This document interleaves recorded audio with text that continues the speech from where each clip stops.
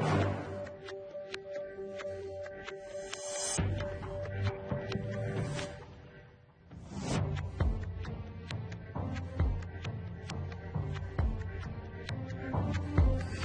evening. Welcome to APTN National News. I'm Melissa Ridgen.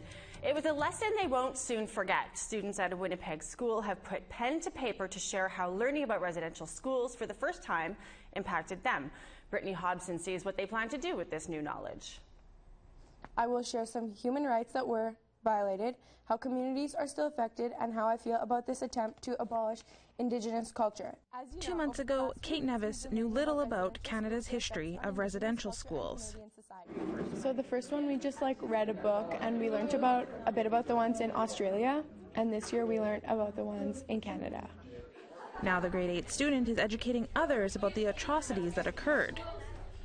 Nevis is among a group of students at this Winnipeg middle school who are sharing their knowledge of residential schools in a letter-writing campaign, with hopes of educating not only their peers, but larger groups as well. In the past, we've written to other grade 8s or grade 6s in the building just to inform other people in the building about what we've learned. But this year it seems that the students really wanted to get in touch with organizations that have a bigger reach. So among them, APTN. Why is it important for Canadians to learn about residential schools? Shannon Smith started the project 3 years ago. She says most students have an idea of what happened, but the campaign gives them an opportunity to dig deeper. We learned, a stat was that 1 in 25 children died at the residential schools and 1 in 26 died in the Second World War. I think that was the most that stood out to me, that you have a higher chance of dying in a residential school. It was really shocking the types of abuse they went through. I thought it was just physical and they'd just be hit one time, but it was there was a lot more to it. But Smith isn't just an educator, she's also a student. Every year I feel like I'm learning more and more that I didn't know before, and the more I talk about it, the more comfortable I am talking about it. While classes wrap up for the year, learning about Indigenous history is not over for these kids.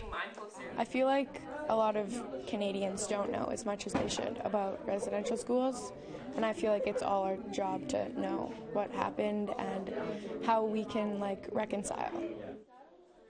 Brittany Hobson, APTN National News, Winnipeg. And grade 4 and 5 students at another Winnipeg school got to showcase what they've learned about truth and reconciliation while thanking the elder who inspired them with his story.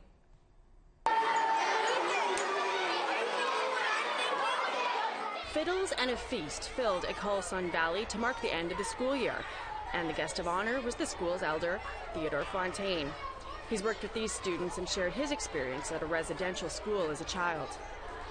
Fontaine believes the horror of that part of Canada's history will resonate with this generation because it's part of the education curriculum. A lot of adults in Canadian society can learn, because to destroy our culture, our language, our traditions, they went after the kids, killed the Indian and the child. So what we're doing here, we're reviving the knowledge of the Indian and the child. So they're the ones that are going to teach Canada. The Saugeen elder has worked with 15 Winnipeg schools about truth and reconciliation, and these kids valued the lesson, as is evident in the heartfelt research projects they completed. The Alberta Government's Green Energy for Indigenous Communities program is receiving more money this year. Nearly $50 million has been set aside to help First Nations and Métis communities build solar power systems and train workers in green energy. Last year, $35 million allowed 125 projects in 66 Indigenous communities to be completed, from installing solar power to energy audits and training members to work in green energy fields. Most of the money used for the projects comes from Alberta's carbon tax. $7 million is also coming from the federal government. Here's some of what Chief Billy Morin of the Enoch Cree Nation had to say. This is not just an Alberta issue, it's a global issue, and we can be on that global stage with the help of the province. So I thank you very much for that, Minister, and I think very thankful for the program and what it's going to do for our future and our generations, because we owe it to our ancestors to take care of this land.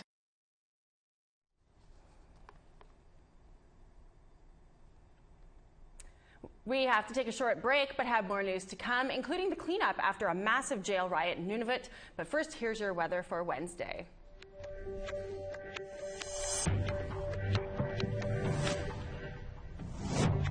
Lovely day on the East Coast for Fredericton at 28, Charlottetown at 24. Sun and cloud in Inukjuak, 19 in La Grande, 10 and cloud in Cartwright. Southern Quebec, we've got 27 in Val-d'Or and Montreal, 23 in Sept-Îles. In southern Ontario, mainly cloudy, 23s for Windsor, London, and Peterborough. 24s with some cloud for Sioux Lookout and Thunder Bay, nothing but sunshine in Kapuskasing at 26. Rain in 8 in Churchill, 23 in the Pas, 24 in Norway House, sunny in Brandon, and 26, 27 in Winnipeg, but rain, and 23 in Barons River. To Saskatchewan, nothing. Cleanup continues after a riot at the Baffin Correctional Centre in Nunavut last week. While no one was injured, 85% of the jail was damaged. Reporter Kent Driscoll joins us from Iqaluit. So, Kent, first off, can you give us the details what exactly happened on June 20th at the Baffin Correctional Centre? Yes, Melissa. At around 10:30 at night, the RCMP received a call, and they found 23 inmates barricaded inside the prison's medium security wing. So the inmates had barricaded the door, and they began ripping basically anything they could get off the walls, and started smashing it through a window. They smashed the window and proceeded to throw things out the window. 22 police officers surrounded the prison, and by 4 a.m., each of the 23 people inside had surrendered one by one, and the incident was over. They did manage to damage 5 police cruisers by throwing items through that window. No inmates and staff were injured. The RCMP anticipate laying charges, but they're still investigating and haven't decided who they will be charging with what. This isn't exactly a surprise for anyone who follows the news in Nunavut, is it? Absolutely not. BCC is notorious, and for a reason. Back in September, 4 inmates managed to cause $100,000 in damage all by themselves in a similar incident, barricading themselves inside the unit and tearing things off the wall. And you have to picture just how old and rundown BCC is. It was designed as a minimum security facility. So they used plywood in the construction. You can literally drive your fist through a wall at BCC without a significant amount of effort. This is an old prison. It was designed, there were only 52 prisoners on site during this, what the police are calling a riot. That place has held up to 115 prisoners at a time. And it's a multi-use facility, which means you have prisoners who are awaiting trial mixing with medium security and maximum security inmates. It's everything they tell you not to do when you're running a prison, which is exactly what the Auditor General of Canada said in their 2014-2015 report. It's a broken facility, and it can't meet minimum standards. That's incredible. And you've learned some additional costs for Nunavut in this process. How much is it going to cost to have these inmates move somewhere else while the prison's repaired? Well, that's the thing. They took 40 inmates, the 23 who participated in the riot, and 17 who arrived the morning after the riot, and have sent them to a prison in Ontario. For them to be in prison in Ontario, Ontario bills Nunavut $285 a day. For those 40 inmates, you're looking at $11,400 just to pay for the 40 inmates a day. Now, the repairs are going to take 30 days. That's $342,000 in additional spending. And the thing is about repairs in Nunavut, I haven't seen a project yet that comes in on time. A 30-day estimate may be generous. We could be looking at significantly more cost. Are we looking at, is there a plan to replace or to fix this facility? Well, there has been a plan in place for quite some time to replace BCC. The problem is getting someone to do it for them. The government put it out to tender, and they received tenders. The only one company bid on building a replacement prison. It was supposed to break ground this summer. Problem was, with that one bid was $12 million over the budget that the government of Nunavut had put as a price tag for it. So they've put it back to tender, meaning we're not going to be breaking ground on a new prison for Iqaluit until, it won't be ready until 2021. If we break ground next year, things are proceeding on schedule. So odds are, with those conditions and that recipe, you'll be hearing about the Baffin Correctional Centre again, Melissa. Wow. Okay, well, that's frustrating. Thanks for joining us, Kent, and explaining this situation to us. Koyanamik? It's time for another break right after the rest of Wednesday's weather forecast.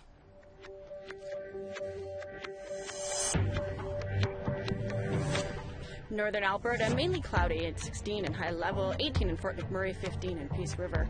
Mainly sunny in the south, 20 in Edmonton, 22 in Calgary, 27 at Medicine Hat. A mix of sun and cloud in BC. Bella Coola is in at 18, Port Hardy and Tofino both 15. Prince Rupert's looking at 13, 16 in Smithers, 14 in Fort St. John. To Dawson City, it's going to be 21, 18 in Whitehorse, 16 in Watson Lake and Rain. Rain in Trout Lake and 14, 15 in Fort Simpson. Colville Lake, 17, 13 in Deline, 8 in Sachs Harbor. And to Cambridge Bay, 8, 12 in Baker Lake, and 7 in Whale Cove. Resolutes 1, Haven 0. The RCMP recently appointed a new top Mountie. Brenda Lucky is the first female commissioner, and she's got her hands full. From bullying and harassment in the ranks to the police force's strained relationship with Indigenous people, Nation to Nation host Todd Lamrand sat down with her to discuss it all. Well, welcome, Commissioner Lucky. Thank you, Todd, for having me. Now I'm going to start with a quote. It's from your initial speech when you were first named back in April, I believe it was, or I think it was March, actually. You said, "It's only together that we can build and maintain relationships based on trust." And, you know, I'm sure that's got to be at the top of your agenda, is trying to build trust with First Nations people. Your predecessor, Bob Polson, admitted that there had been, I think he said there were racists in my police force. So how are you going to build that trust that's been broken over the years? I believe building trust, it's a process, and it's bigger than words. We have to show actions, and we have to work with people of all communities, but in building trust with our Indigenous people and in our reconciliation efforts, we have to translate actions, the words into actions, and create better understanding with our members. Because when we deal with racism to me is a lack of understanding. So the members need and employees need a better understanding of Indigenous people. I suppose, though there are incidents that really hit home for Indigenous people and they get shared on social media, you wouldn't believe it. Police misconduct videos get shared probably the most of anything amongst Indigenous people on social media. And then there are things, the perception of things like the investigation into the death of Colton Bushy. For example, the RCMP raided his mother's house before she knew that her son was dead. So again, how do you overcome the bias or the perception that something like that was, the investigation was botched? Every investigation, obviously, there's not a set of rules on how an investigation rolls out. But I think it's important for good communication. And what we have learned over the years is that good communication with victims, families of victims, even when we're dealing with suspects, we need to have that good communication in order to make that investigation the best it can be. And I think we've learned a lot over the years in dealing with the missing and murdered women and in the Colton Bushy. So I look forward actually to the recommendations, if there are any, with the CRCC review. Because that's the only way as a police organization that we will get better, is by reviewing that. And I have to say it's unfortunate that investigations need to be reviewed for improvement, but if that's going to help us, then we will accept those recommendations. As you're no doubt aware, APTN uncovered a number of private Facebook groups for RCMP members this year. Some of the comments were clearly racist, like this one. "Too bad the kid died, but he got what he deserved." How many of us work on or near reserves and are fed up with the race card being used every time someone gets caught breaking the law? What has been done about this?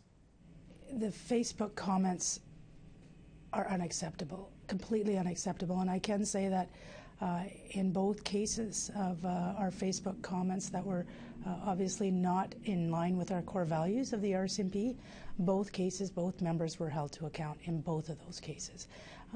And as part of the process, of the internal process, there was a restorative type approach whereby both members reconciled with the local Indigenous population in some format, similar to a restorative justice type approach.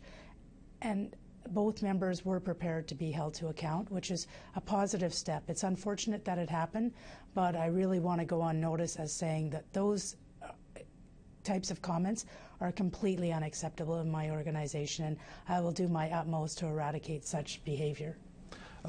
Was that done under a formal or informal process? Both formal, as part of the discipline. So I suppose why hasn't been made public more of the details about this? Both of them just came to a conclusion not in the past too far behind, and I was only made aware of it in the last day or so. So probably we haven't released it for that reason. Obviously, I'm saying it in generic terms because of the privacy issues that go with that. But I am satisfied after been given the results of the discipline that both members have been held to account. Why not make it more public again to get Indigenous people to trust the police again? Why not make it a public forum? I know there was an example in our own backyard here where an Ottawa police sergeant made comments on Facebook. He was called out in public. He was severely reprimanded. He was busted down in rank from sergeant to constable for 3 months. But the discipline that he went through made him reflect on what he had done. And he came out as a better person, I suppose. Why not do that in this case as well? In both cases, both members have faced their communities, the Indigenous community in their local areas, and I'm satisfied that they have been held to account for their actions. Why haven't we made it public? You know, I can't really answer that question. That's a good question to ask. Why can't we have their names? For privacy issues. I know in the case of the Ottawa member, that member chose to go public, is what I've been told, because I asked that very question. And in our cases, both members, that hasn't been the route that they've taken with the discipline, in the sense that we've requested certain actions be taken, and as part of the discipline process, and they have taken those actions have been taken. But the Police Services Act is public, so why not make this public as well? Everybody has the right to a certain amount of privacy under the Privacy Act, so unless the members are prepared to let their name go forward, we would not release their names. Perhaps they want to do an interview with APTN at some point? I could always ask. Okay, because like I said, this fellow, he really connected, by going public, he really connected with the Indigenous community and some of the people who have been the fiercest critics, especially of the police. I believe, I'm confident that both of our members have connected with the Indigenous community as a result of their actions, just in a different way than maybe the Ottawa police member did. I'm going to switch topics a bit because it's certainly been in the news, especially today, with the announcement by Bill Morneau that the Trans Mountain Pipeline is going to get built. Of course, the RCMP are usually on the front lines when it comes to arrests. There's a perception that Indigenous protesters are treated differently and are arrested differently than, say, a politician like Elizabeth May. Again, how do you overcome that perception, or not even perception? People believe it's reality that Indigenous protesters are treated differently when they get arrested. I believe perception is a person's reality, so you're correct in saying that. In the case of protest, everybody has the right, the freedom of speech and the right to protest, and our mandate as the RCMP is to ensure safe protests. We don't look at the type of person protesting, it's more the actions that we train our members to deal with. I know one thing that we have been doing, especially in the Kinder Morgan protests, is we have community groups in the RCMP that work with the protesters, so to build relationships before things go sideways and build trust with the protesters, whether they're Indigenous or not, so that we can come to an understanding as to sort of the rules of engagement when one will protest, because we really want to balance the needs of the protester with the law, and we don't ever want to get into a situation where we're going to have to make arrests. That's for us, that's our last resort. In certain protests, though, there are protesters who want to be arrested as a point of becoming more visible or more vocal.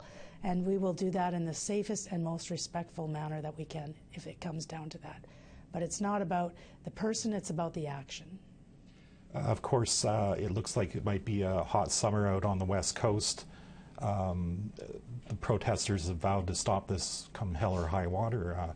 How do you foresee things unfollowing out at the Kinder Morgan project? I am going to hope that it continues the way it has up to this point, because up to this point the protesters have had the right to protest and the right to have their voices heard in a safe and secure manner, and I am hoping that this will continue through the summer despite any decisions made. I guess I'm going to come full circle to back to some of the things you said after my first question. You talked about more awareness, making the officers, I don't know, we're talking about sensitivity training or whatnot, but it's something Indigenous people have heard for decades now. Going back, whenever any police force, I suppose, does anything, whether it's Saskatoon Police with their Starlight Tours, or the RCMP, or the Ottawa Police with the comments on Facebook, how do you, again, get that trust when all you're promising is more sensitivity training? Indigenous people have heard that for decades. Police are getting more sensitivity training. We're going to get more Indigenous people in the force. But it's the same old, it seems. You're right. Actions do speak louder than words. And obviously I say I lean towards education, because I believe that when somebody is not compassionate or empathetic, it's because they lack understanding. So we need to teach them that understanding. And some of the things that we've done over the years, as the previous commanding officer of our training academy, we have changed a lot of our program for that unconscious bias, for that empathy. We've introduced the Kairos blanket exercise, and I had the honor of actually going through it while I was the commanding officer. And I honestly, I was simply amazed by the fact that such training, I didn't believe that empathy could be taught, and that training proved me wrong. And to give people an understanding of what's happened with Indigenous people over a long history, and allowing people to see that physically through the blanket exercise is a very, very powerful message. So that's one way. We also have a senior advisor on reconciliation that is working side by side with the Missing and Murdered Women's Inquiry.